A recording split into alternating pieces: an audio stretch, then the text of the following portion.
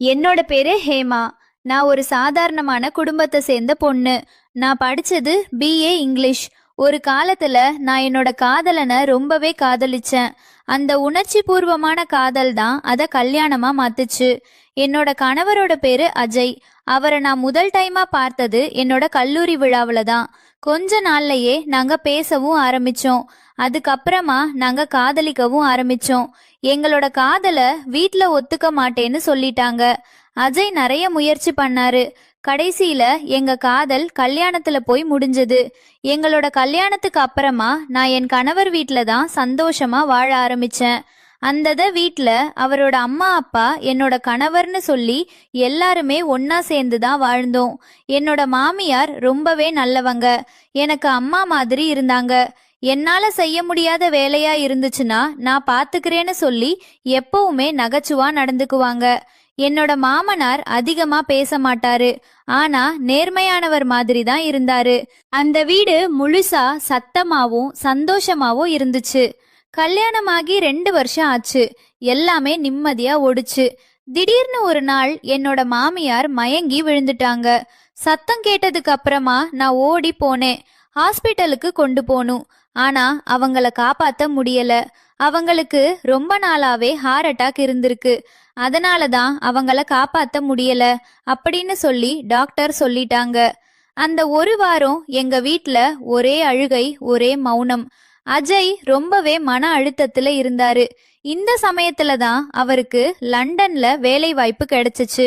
நேரம் சரி இல்லைனாலும் நான் போறேன்னு சொல்லி அவர் முடிவு பண்ணிட்டாரு. அவர் போன நாள் எனக்கு ஒரே அழுகைதான். மனசு உடைஞ்சிருச்சு. ஆனா உன்னால எல்லாத்தையும் பாத்துக்க முடியும். நீ ரொம்ப சுறுசுறுப்பா இருப்ப. உனக்கு நிறைய திறமை இருக்கு. மாமனாருக்கு சப்போர்ட்டா இருன்னு சொல்லிட்டு போனாரு. அஜய் போனதுக்கு அடுத்த நாள் முதல் அந்த வீடு ரொம்பவே விரிச்சோடி போச்சு. மாமனாரும் நானும் மட்டும்தான் வீட்டில இருந்தோம். என்னோட மாமனார் என்கிட்ட அதிகமா பேசவே மாட்டாரு. சாப்பிடியா தூங்குறியான்னு மட்டும்தான் கேட்பாரு. அதுக்கு மேல என்கிட்ட எதுவுமே பேச மாட்டாரு. குடும்பத்தை பாத்துக்கிற வேலையெல்லாம் என்னோட கையில வந்துருச்சு. சரிதான், நாம தானே பார்த்தாகணும் அப்படின்னு நினைச்சேன். ஆனா எனக்குள்ள கொஞ்சம் பயமும் இருந்துச்சு. அது என்ன காரணம் அப்படின்னு தான் தெரியல. ஒரு நாள் காலையில மாமனாருக்கு சாப்பாடு எடுத்துக்கிட்டு அவர் பக்கத்துல போனேன். அவர் என்ன பார்த்த பார்வை அது வேற மாதிரியான பார்வையா இருந்துச்சு. அதுக்கு முன்னாடி அவர் என்ன அப்படி பார்த்ததே இல்ல. உடனே அப்போ ஒரு நிமிஷம் எனக்கு அது என்னமோன்னு போல இருந்துச்சு. அவ்வளவுதான். என்னோட மனசு அதிலிருந்து அமைதி இல்லாம போச்சு. இது என்னோட கற்பனை தானா, இல்ல நிஜமாவே அந்த பார்வையில ஏதோ இருந்துச்சா? அந்த நாள் முழுக்க நைட்டு நான் தூங்கவே இல்ல. அன்னையில இருந்து நான் அவர்கிட்ட பேசுறதையே குறைச்சிக்கிட்டேன். அவர் முகத்தையும் பார்க்கறதையும் குறைச்சிக்கிட்டேன். இப்படியே போயிட்டு இருக்கப்பதான் ஒரு நாள் ராத்திரி கரண்ட் கட் ஆகி வீடு ஒரே இருட்டாயிடுச்சு. நான் மொபைல் லைட்டை ஆன் பண்ணிக்கிட்டு சமையல் கட்டுக்கு போனேன். அங்க மாமனார் இருந்தாரு. எனக்கு பசிக்குது, அதான் சாப்பிடலாம்னு வந்தேன்னு சொல்லிட்டு சிரிச்சாரு. ஆனா அந்த சிரிப்பு என் உள்ளத்துல ஒரு பயத்தை ஏற்படுத்துச்சு. ஆனா அவரும் என்னோட ஃப்ரெண்டு மாதிரி பேச ஆரம்பிச்சாரு. ஹேமா, நீ ரொம்ப அழகு. இப்போ அஜய் ரொம்ப அதிர்ஷ்டசாலி அப்படின்னு சொன்னாரு. இத கேட்ட உடனே எனக்கு பகீர்னு ஆயிடுச்சு. உடனே அந்த இடத்த விட்டு நான் வெளியில போயிட்டேன். இந்த சம்பவம் நடந்ததுக்கு அடுத்த நாள் நான் ஒரு ஃபங்க்ஷனுக்காக கிளம்பிட்டு இருந்தேன். அதனால நான் நெக்லஸ் போட்டிருந்தேன். அவர் என்ன பார்த்துட்டு, இந்த கலர் உனக்கு ரொம்ப எடுப்பா இருக்குது, நானும் இதே மாதிரி உனக்கு ஒரு நெக்லஸ் வாங்கி தரட்டுமான்னு கேட்டாரு. நான் வேண்டான்னு சொல்லிட்டு அவரும் சிரிச்சுக்கிட்டு, அட, நான் வாங்கி கொடுத்தா நீ போட்டுக்க மாட்டியா? என்னதான் இருந்தாலும் நீயே மகனோட பொண்டாட்டி தானே, நான் உனக்கு வாங்கி கொடுக்க கூடாதான்னு கேட்டாரு. நீ வேற பாக்கறதுக்கு அழகா இருக்க, இந்த மாதிரி என்கிட்ட அவர் பேச ஆரம்பிச்சாரு. இவர் இந்த மாதிரி பேசுறதையெல்லாம் என்னோட ஃப்ரெண்ட்ஸ் கிட்ட சொல்ல முடியல. அஜய் கிட்ட எப்படி சொல்றதுன்னே தெரியல. எல்லா விஷயமும் சின்னதா ஆரம்பிக்குது. ஆனா என்னோட மனசு அத பெரிய பயத்தை கிளப்புச்சு. ஆனா அன்னையில இருந்து அவர் என்கிட்ட ரொம்ப அதிகமா பேச ஆரம்பிச்சாரு. நான் எங்க இருக்கேனோ அந்த இடத்துக்கெல்லாம் தேடி வந்து என்னோட பக்கத்துல உட்கார ஆரம்பிச்சாரு. கொஞ்ச நாட்கள் கழிச்சு 2 கப்ல காஃபி எடுத்துட்டு வந்து சேர்ந்து குடிக்கலாமே அப்படின்னு சொல்லி என்ன கட்டாயப்படுத்தினாரு. எனக்கு தான் வேண்டாம்னு சொல்றேன். அப்புறம் ஏன் தேவையில்லாத வேலை பாக்குறீங்கன்னு சொல்லி நானும் அவரை திட்டுனேன். அவர் உடனே மூஞ்ச பாவமா வச்சிக்கிறது மாதிரி வச்சுக்கிட்டு அந்த இடத்த விட்டு சோகமா போயிட்டாரு. ஆனா எனக்கு ஒரே குழப்பமா இருந்துச்சு. இது உண்மையா இல்லையா? இவர் நம்ம கிட்ட கரெக்டா தான் நடந்துக்கிறாரா, இல்ல நம்ம தான் தப்பான பார்வையில பாக்குறோமா அப்படின்னு எனக்கே ஒரே குழப்பமா இருந்துச்சு. ஒரு நாள் நான் பஸ் படிக்க வெளியே போற நேரத்துல அவர் கேட்டாரு, நீ ஒரே ஆளா தனியா போறியா? நான் டிராப் பண்ணட்டுமா? நான் வேண்டான்னு சொல்லிட்டு அதுக்கப்புறமா 2 நாள் பேசவே இல்ல. அதுக்கு அடுத்த நாள் நைட்டு நான் வாழ்ந்த நாட்கள்லே ஒரே ஒரு இரவு தான். எனக்கு ஒரு காலத்துக்கு அப்புறம் தூங்கவே முடியாத விஷம் ஆயிடுச்சு. மழை சரியா பெய்ய ஆரம்பிச்சிச்சு. ஜன்னல் வழியா அடிக்கடி இடியும் மின்னலும் வந்துகிட்டு இருந்துச்சு. கரண்ட்டும் போயிடுச்சு. வீடு முழுக்க ஒரு மலையோட சத்தமும் இருட்டும் தான். என்னோட கணவன் அஜய் இருந்தா இப்படி என்னோட உடம்பு நடுங்காது. ஆனா இப்போ நானும் மாமனார் மட்டும்தான் அந்த வீட்ல. நான் என்னோட ரூம்ல தான் இருந்தேன். கதவை பூட்டி வச்சிருந்தேன். ஒரு நிமிஷம் கூட வெளியே வரவே ஆசை இல்ல. ஆனா வீட்டு வாசல்ல ஒரு சத்தம் கேட்டுச்சு. என்னோட மனசுக்கு ஏதோ ஒண்ணு படபடன்னு அடிக்க ஆரம்பிச்சுச்சு. ஹேமா, கதவை கொஞ்சம் திறக்குறியா? அந்த குரல் என்னோட மாமனாரோடது. நான் முதல்ல திறக்கவே இல்ல. ஆனா சத்தம் வந்துகிட்டே இருந்துச்சு. மழை அதிகமா பெய்யுது, வீட்டுக்குள்ள தண்ணி வரும்னு சொல்லி ஜன்னலை மூட சொல்ல வந்தேன். நான் உடனே திடுக்கிட்டு கதவை திறந்தேன். அவர் மழையில நனைஞ்சுக்கிட்டு நின்னுக்கிட்டு இருந்தாரு. ஒரு நிமிஷம் அவர் எனக்கு நெருக்கமா நின்னாரு. என்னோட கண்கள் நேரா அவரோட கண்களை பார்த்துச்சு. அந்த பார்வை, அது ஒரு பாசமோ பெரியவரோட பார்வையோ இல்ல அது ஒரு வேற எண்ணத்தோட கண்ணோட்டம். ஹேமா, நீ சின்ன பொண்ணு இல்ல. என்னதான் நீ என்னோட மகனுக்கு மனைவியா இருந்தாலும் உன்னை பார்த்தாலே என்னோட மனசு நிம்மதியா இருக்க மாட்டேங்குது. நைட்டு முழுக்க என்னோட கனவுல நீ தான் வர. நீ என் பக்கத்திலேயே வாழ்ற. ஆனா நான் உன்னை காதலிக்க கூட முடியல. நெஞ்சமெல்லாம் அப்படியே வலிக்குது. அந்த வார்த்தைகள் என் காதை கிழிக்கிற மாதிரி இருந்துச்சு. என்னோட மூச்சு அடைக்கிறது மாதிரி இருந்துச்சு. நான் உடனே கதவை மூடிக்கிட்டு வீட்டுக்குள்ள போயிட்டேன். கதவு உள்ள நல்லா நான் லாக் பண்ணிக்கிட்டேன். அவர் கதவுக்கு வெளியே நின்னுக்கிட்டு பேசிக்கிட்டே இருந்தாரு. ஹேமா, நான் உன்னை பார்த்து சொல்றேன். இது பாவம் இல்ல, உண்மையா பேசுறேன். காதல் பாவமா? அந்த இரவு முழுக்க நான் கதவுக்குள்ள நின்னுக்கிட்டே இருந்தேன். மழை கொட்டிக்கிட்டே இருந்துச்சு. நான் கதவுலயே சாஞ்ச அழுதேன். அது மழையா என்னோட கண்ணீரான்னு தெரியாம போச்சு. என்னோட உள்ளம் கட்டாயப்படுத்திய குரலை கேட்க வச்சுச்சு. இவங்க நம்ம மாமனார் தானா? இவர் ஏன் நம்ம கிட்ட இப்படியெல்லாம் பேசுறாரு? நைட் முழுக்க தூக்க வரவே இல்ல. அவரோட போக்கு, அந்த கண்கள், அந்த வார்த்தைகள், என் மேல என்னோட கட்டுப்பாட்டை நான் இழக்கிற மாதிரி அவர் நடந்ததில்ல. என்னோட நெஞ்சு பதறி போச்சு. அந்த ராத்திரியில அந்த மாதிரி நடந்ததுக்கு அப்புறம் என்னோட மனசு முழுக்க முழுக்க ஒரே குழப்பம். மாமனார் இந்த மாதிரி என்ன பத்தி நினைச்சிட்டு இருந்தாரா? அவர் சொல்லிய வார்த்தைகள் என்னோட காதுல இன்னும் கேட்டக்குது. நீ என்னோட கனவுல வரு, நீ சின்ன பொண்ணு இல்ல, இப்படியெல்லாம் பேசினாரு. என்னோட உடம்பு முழுக்க ஒரே நடுக்கும். நான் யார் கூட இருக்கிறேன்னு தெரியாம போச்சு. நான் சந்தோஷமா கல்யாணம் பண்ணிக்கிட்டு வந்தேன். ஆனா இந்த வீட்ல நிம்மதியா தூங்க முடியாத நிலைமையில இருக்கேன். அடுத்த நாள் காலையில மாமனார் வந்து என்கிட்ட பேச ஆரம்பிச்சாரு. நேத்து கொஞ்சம் குடிச்சிருந்தேன். ஹேமா ஏதாவது தப்பா பேசி இருந்திருந்தா மன்னிச்சுக்கோ. அவர் சொன்னதும் என்னோட மனசுக்குள்ள இந்த ஆளை நம்ப கூடாதுன்னு தோணுச்சு. என்னால வாயை திறந்து கூட பேச முடியல. பேசாம உள்ள போயிட்டேன். ஆனா அவரோட பார்வை மட்டும் மாறாம அதே மாதிரியான பார்வை. அந்த பார்வையை பார்த்தாலே எனக்கு பத்துக்கிட்டு வந்துருச்சு. நாட்கள் போக போக நான் சமையலறைக்கு போனா அவர் அங்கேயே இருப்பாரு. நான் பின்னாடி வாசல்ல வெளியே போனா பின்னாடி வந்து பேசுவாரு. நிம்மதியா சாப்பிட முடியல, தூங்க முடியல, அந்த வீட்ல இருக்க முடியல. பயமா இருந்துச்சு. ஒரு நாள் நைட்டு அவரோட ரூம்ல இருந்து கத்துற மாதிரியான சத்தம் கேட்டுச்சு. அந்த சத்தத்தை நான் உன்னிப்பா கேட்டேன். அதை கேட்ட உடனே எனக்கு என்னன்னு புரிஞ்சிருச்சு. அவர் மனசுல என்ன மாதிரியான ஆசை வச்சிருக்காருன்னு புரிஞ்சுக்கிட்டேன். யார நினைச்சு அந்த மாதிரி இருக்காரு எல்லாம் எனக்கு புரிஞ்சுச்சு. அதை கேட்க கேட்க எனக்கு பயமாதான் வந்துச்சு. அவரோட வார்த்தை, அவரோட பார்வை, அவரோட நடத்தை எல்லாமே என்னோட மனசுக்கு பேய் பிடிச்ச மாதிரி இருந்துச்சு. நான் அஜய்க்கு சொல்லல. ஏன்னா அஜய் போறதுக்கு முன்னாடி என்ன சொன்னாருன்னு எனக்கு ஞாபகம் இருக்கு. அப்பா நல்லவரு, ஒன்னும் கவலைப்படாதன்னு சொன்னாரு. ஆனா உண்மையா அவ்வளவு நல்லவரா? நான் சந்தேகிக்க ஆரம்பிச்சேன். இந்த வீடு ஒரு வீடே இல்ல, ஒரு சிறை மாதிரி. நான் கதவுல பூட்டு போட்டு தூங்குறது எல்லாம் கிடையாது. ஆனா ஒவ்வொரு நாளும் பயந்து பயந்து தூங்கிக்கிட்டே இருக்கேன். அவர் என்ன எந்த மாதிரி நினைச்சாரோ தெரியல. ஒரு மருமகளா மட்டும் நினைக்கல, வேறு யாரோ ஒருத்தியா என்ன பாக்குறாரு. அந்த வீட்ல ஒவ்வொரு இரவும் என் உயிரை சின்ன சின்னதா துண்டுகளா வெட்டி போடுற மாதிரி இருந்துச்சு. நான் ரொம்ப நாளாவே நிம்மதியா அந்த வீட்டில இருந்ததே இல்ல. நான் ஒரு வாரமா தூங்கவே இல்ல. அந்த வீட்ல ஒரு பக்கம் மாமனார், இன்னொரு பக்கம் இல்லாத என்னோட கணவனை நினைச்சு நான் பாடுற கஷ்டம். என்னோட மனசு என்ன சொன்னதுன்னா, போதும் ஹேமா, இவ்வளவு நாள் நீ பொறுத்தது போதும், இனிமே பொறுத்துக்க முடியாது. நீ ஒரு முடிவை எடுக்கலன்னா உன்னோட நிம்மதி போயிடும். அதனாலதான் நான் ஒரு முடிவுக்கு வந்தேன். நான் நேரா சொல்ல முடியல. மாமனார் என்ன தவறா பாக்குறாருன்னு யாருக்கிட்டையும் சொல்ல முடியல. இவந்த எல்லாருக்கும் அவர் ரொம்ப நல்லவர். எல்லாருமே மதிக்கப்படுறாங்க.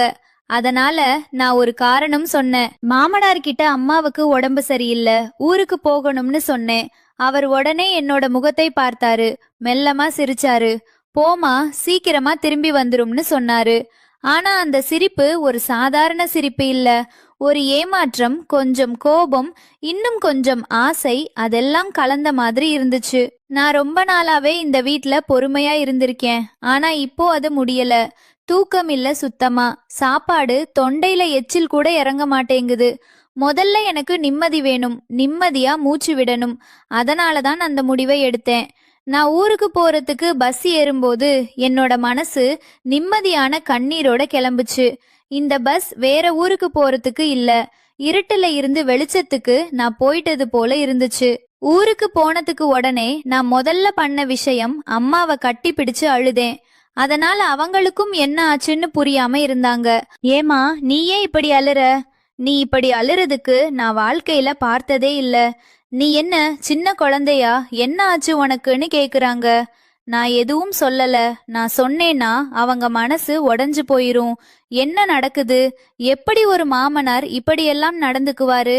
அது கேக்குற ஒவ்வொருத்தருக்குமே மனவேதனையாதான் தோணும். அம்மா என்னோட கண்ணல்ல இருக்க வழிகளை பார்த்தாங்க. ஆனா நான் எதுவுமே சொல்லாததுனால அவங்க என்கிட்ட எதுவுமே கேட்கல.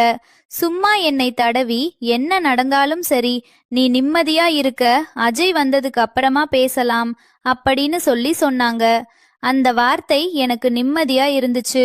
ஒரு வாரம் ஊர்லயே இருந்தேன். அந்த நாட்கள்ல தான் என்னோட உண்மையெல்லாம் புரிஞ்சது. நான் உண்மையிலேயே எந்த தப்பும் செய்யல. உண்மையானவளாதான் இருந்தேன். நான் ஒரு கெட்டவளை கிடையாது. அங்க நடந்த தப்புக்கு என்னோட எந்த நடத்தடத்தையும் காரணம் கிடையாது. தப்பு எல்லாமே அவரோட பார்வையிலையும் அவரோட ஆசையிலையும் தான் இருக்கு. அதை புரிஞ்சுக்கிற மாதிரி ஒரு மௌனமான உண்மை என்னோட மனசுக்குள்ள ஓடிக்கிட்டே இருக்கு.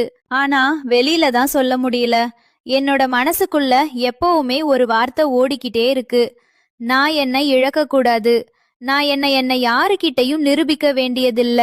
ஆனா என்னோட மனசுக்குள்ள மட்டும் நான் தெரியும், நீ தப்பானவ கிடையாது ஹேமா, நீ தப்பானவ கிடையாது. நாட்கள் ஓடுச்சு. ஊர்ல நான் நிம்மதியா இருந்தாலும் அஜய் மட்டும் டெய்லியும் கால் பண்ணிக்கிட்டே இருந்தாரு.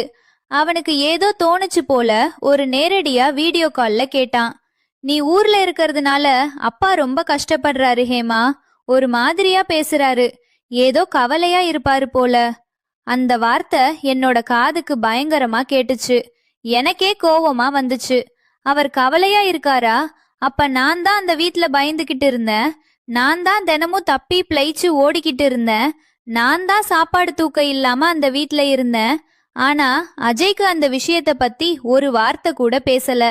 அவனோட எண்ணம் எல்லாமே அப்பா தனியா இருக்காரு, அப்பா கஷ்டப்படுறாரு அப்படின்னு என்கிட்ட பேசிக்கிட்டு இருந்தான். நான் எதுவுமே சொல்லல. ரொம்ப மௌனமா இருந்தேன். சில விஷயங்களை நம்ம சொன்னாலும் புரியாதவங்க இருக்காங்க. அவங்க நம்பிக்கையில முழுடி உண்மைய கண்ணை மறைச்சிரும், பார்க்கவே மாட்டாங்க. அதனால நான் அவனோட பேசுறதே பெருசா எடுத்துக்கல. உண்மையா பேசி ஆரம்பிக்கிறதுக்கே அவன் இன்னும் தயாரா இல்ல போல அப்படின்னு நான் தெரிஞ்சுக்கிட்டேன். அன்னைக்கு ஒரு விஷயம் எனக்கு நல்லா புரிஞ்சுச்சு. உண்மை சொல்ல வேணும் அப்படிங்கிற நம்ம கையில இருக்கலாம், ஆனா அது கட்டாயத்திலேயே இருக்கலாம். ஆனா அதை கேட்கறதுக்கு அவங்களுக்கும் மனசு இருக்கணும். நான் இப்ப ஊர்ல இருந்தாலும் மனசுக்குள்ள நிம்மதி இல்ல. அவர் என்ன பார்க்கிற பார்வையே, அவர் நடந்துகிட்டது எல்லாம் தினமும் என்னோட கனவுலையும் நினைவுலையும் வந்துகிட்டே இருக்கு. அது மனசுக்குள்ள இருந்தாலும் அது யாருகிட்டயும் சொல்ல முடியல. அந்த அளவுக்கு அது மோசமான விஷயம். நான் பேசினா யாரும் நம்புவாங்களா? உண்மைய சொல்ல என்னை யாரும் தப்பா பாத்துருவாங்களா அப்படிங்கிற ஒரு பயம். அவரோட பையன் லண்டன்ல இருந்தா அவன்கிட்ட சொன்னா என்ன பண்ணுவான்னு தெரியாது. அவனோட அப்பா மேல நம்பிக்கை இருந்தான்னு எனக்கே தெரியும். நான் சொன்னா நம்புவானா இல்ல என்னதான் சந்தேகப்படுவானா? இது எனக்கு பெரிய கேள்வியா இருந்துச்சு. நான் எந்த தவறுமே பண்ணல. அவன் என்னோட கணவன். அவனோட குடும்பத்துல இருக்கிறவங்க தான் நானும். அவனுக்காக மட்டும்தான் நான் அந்த வீட்ல இருந்தேன். அவரும் என்னோட மாமனார் தான். ஆனா அவர் என் மேல வச்ச ஆசை சுத்தமா சரியில்லை. ஒரு நாள் அஜய் மெசேஜ் அனுப்பினான். ஹேமா, அப்பா ரொம்ப மனசு உடைஞ்சு போயிட்டாரு. நீ வந்தா மட்டும்தான் நிம்மதியா இருப்பாரு. நான் எங்க வேலை முடிச்சிட்டு சீக்கிரம் வரேன். அவனோட குடல்ல அன்பு இருந்துச்சு. ஆனா அவனோட சிச்சுவேஷன் தெரிஞ்சுக்கல. அவனுக்கு அவன் அப்பா என்ன பண்றாருன்னு தெரியாது. நான் சொன்னா அவனுக்கு கோபம் வந்துருச்சு. வேற வழி இல்லாம அவன் சொல்றதுக்காக நான் அந்த வீட்டுக்கு போனா என்ன நடக்கும்னு எனக்கு மட்டும்தான் தெரியும். அது அவனுக்கு தெரியாது. அவனும் அது தெரியாம என்ன அங்க போன்னு சொல்றான். நான் நிறைய யோசிச்சேன். போனா என்ன ஆகும், இல்லன்னா என்ன ஆகும்? அது அவனோட வீடு. நானும் அவனோட மனைவிதான். தப்பா நடந்துக்கிறதுக்கு நான் ஒத்துக்கிட்டாதான் நடக்கும். இந்த மாதிரி நான் நிறைய போராட்டத்துக்கு அப்புறமா நானும் எவ்வளவு நாள் தான் பயந்துட்டு ஓடுறது? இதுக்கு ஒரு முடிவு கட்டியே ஆகணும். நிம்மதியா வாழ ஒரு முடிவெடுக்க போறேன். இனிமே நான் என்னையும் என்னோட மரியாதையும் நானே பார்த்துக்கிறேன். அந்த வீட்டுக்கு திரும்பவும் போனேன். பழைய நினைவுகள் எல்லாம் வந்துச்சு, தொந்தரவு பண்ணுச்சு. அந்த வீட்டு சுவர்கள் என்ன பார்க்கிற மாதிரி இருந்துச்சு. அவர் வாசல்ல நின்னுக்கிட்டு வந்துட்டியா அப்படின்னு ஒரு சிரிப்போட பேசினாரு. எனக்கு ஒரே கசப்பா இருந்துச்சு. அவர் முன்னாடி எனக்கு நிக்கவே ஒரே தயக்கமா இருந்துச்சிருந்து. நான் வீட்டுக்கு போன சில நாட்கள் அவர் எதுவுமே சொல்லல, சும்மா இருந்தாரு. தனியா இருக்கப்போ பேசல, தப்பா எதுவும் செய்யல. நான் நினைச்சேன் இவர் மாறிட்டாரா? ஆனா நிஜம் என்ன அப்படிங்கிறது அவருக்கு மட்டும்தான் தெரியும். பழைய முகத்தை காட்டாம உள்ள ஒளிச்சு வச்சுக்கிட்டு அதுக்கப்புறம் நல்லவங்க மாதிரி நடிக்கிறது. சரி, நடக்கிறது நடக்கட்டும். நானும் அமைதியா இருந்தேன். ஒரு நாள் நைட்டு நான் தூங்கிட்டு இருந்தேன். வாசல் கதவு மெதுவா தட்டுற சத்தம் கேட்டுச்சு. ஹேமா, நீ தூங்கிட்டியா? தண்ணி குடிக்கணும். நான் கதவை திறக்கல. தண்ணிய ஜன்னல் பக்கத்துல இருக்குது.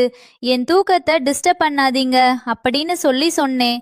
அவர் மெதுவா கதவுக்கு பக்கத்துல நின்னுட்டு பேசினாரு. நான் உனக்காக என்னோட வாழ்க்கையே விட்டுட்டேன். நீ மட்டும் என்ன ஒத்துக்கிட்டா போதும். உன்னோட வாழ்றதுக்கு நான் ஆசைப்படுறேன்னு சொன்னாரு.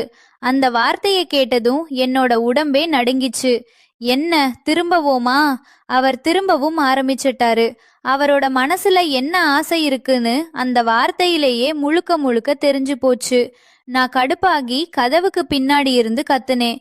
நீங்க என்னோட மாமனார் கணவன் இல்ல, ஞாபகம் இருக்கா? நான் உங்க பொண்ணு மாதிரி தான். என் மேல இருக்கிற ஆசை தப்பா இருக்கு. இதுதான் உங்களுக்கு கடைசி. இதுக்கு மேல பொறுத்துக்க மாட்டேன். அவர் வெளிய அமைதியா நின்னாரு. சில நிமிஷத்துக்கு அப்புறமா போயிட்டாரு. அதுக்கப்புறமா நான் கதவை பாதி திறந்து வெளிய பார்த்தேன். அந்த வீட்ல நான் மட்டும் இல்ல, என்னோட தைரியமும் என் கூடவே இருக்குதுன்னு மனசுக்குள்ள சொல்லிக்கிட்டேன். இதுக்கப்புறமா அந்த ஒரு நாளும் வந்துச்சு. வீடு முழுக்க ரொம்பவே அமைதியா இருந்துச்சு. என்னோட மாமனார் வெளிய போயிருந்தாரு. டைம் ஈவினிங் ஒரு 5 மணி இருக்கும். அந்த நேரத்துல எங்க வீட்டோட வாசக்கதவை யாரோ வேகமா தட்டுனாங்க. நான் கதவை திறந்து பார்த்தப்போ போலீஸ் ட்ரெஸ்ல 2 பேர் நின்னுட்டு இருந்தாங்க. அவங்க கூட பக்கத்து வீட்டுல இருக்கக்கூடிய பாட்டியும் அவங்களோட பேரனும். நான் பார்த்து ஆச்சரியப்பட்டேன். அக்கா, பயப்படாதீங்க. நாங்க பக்கத்து வீட்டு பாட்டியோட பேரன்தான். நீங்க கஷ்டப்படுறத பார்த்ததுக்கு அப்புறமா போலீஸ வர சொன்னோம். அந்த பாட்டியோட பையன் சொன்ன